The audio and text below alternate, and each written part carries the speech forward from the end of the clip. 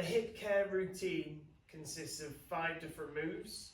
We've got a standing hip car, we've got a standing or bench assisted airplane, which we can do with or without weight.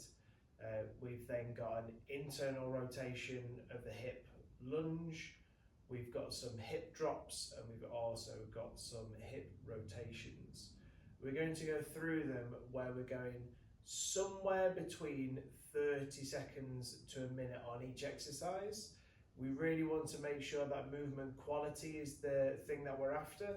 So if you find that you're kind of deviating from good technique just to do more time, then just cut it there and do 30 seconds. Obviously you can build that 30 up to 40, 50, all the way to a minute as we go through. I'm going to run through the 5 different exercises and kind of go over some of the key points, and then it'll just be a case of going through at a set amount of times, however many is in your program. So the standing hip cars, we can use kind of a dowel or anything for assistance, a bench, it doesn't really matter. We're trying to really isolate the hip capsule moving rather than our upper body and lower body. So as best you can, try to make sure all the movement is coming from just your hip, which means the range of motion might be much smaller than it could actually be if you were to kind of start to deviate and move around. So I'll show you 2 examples so you can see. But from here, what we're going to do is standing on one leg with the dowel over towards the side that you're standing on. Gives you a load of room then for that leg. We're going to be lifting our knee up without crunching in forwards or leaning backwards. Knee comes up to somewhere around parallel. We could definitely get our knee above parallel, but when it comes to the next movements, having it too high will mean that our body's going to shift around. So somewhere around parallel or slightly below is perfect. From here, we're then going to get our knee and we're going to open up sideways to the point where I'm now going to feel like I'll move out to the side if I was to do more. Again, all of it coming from the hip capsule, so we're trying to keep everything isolated. We're then going to try and keep this knee where it is and rotate our foot internally, which means the heel is going to come to the outside, the knee is going to come to the inside. So from there, we're going to rotate this way. As we rotate then, we're trying to get our heel coming up almost as if it's coming above the knee. It probably won't ever get above the knee until it gets further around the motion, but that's where we're aiming. And at the same time as that heel's coming up, we're going to start to drive this leg back behind us until we come into this position where our heel is up towards our bum and our knee is pointing down. When we go through this motion, it's really easy to kind of get the body moving around. And when we do that, we're not actually getting the movement from our hip, we're getting the movement from the rest of our body kind of contorting around to give the illusion of doing that exercise properly.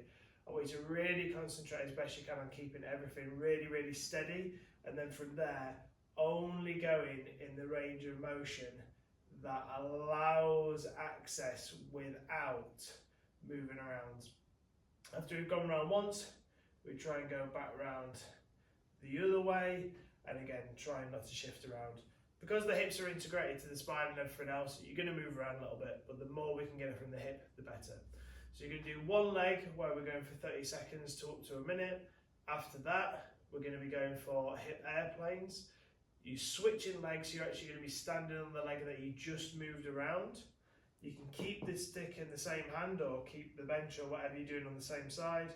And then from here, we're going to be going down into a hip airplane. Right now, you'll see that my hips are in a position where the leg that's in the air, that hip is slightly above the base leg. So this bum cheek is above this bum cheek. What we're going to try and do is drop this bum cheek and hip down in towards that base thigh. And then from there, we're going to feel a lot of pressure built up in that base leg. And we're then going to try and squeeze our bum and open up towards the side. Doing this with a dowel or some assistance is going to make it so much easier for you to isolate that position, but you can eventually build up to being in a position where you're then doing it without any assistance. It's not necessary to get to this point because, again, a more stable structure, we're going to be able to put it in the right place. But if you want a challenge and a bit of balance, then you can do that as well. After that, we're then going for an internal rotation lunge.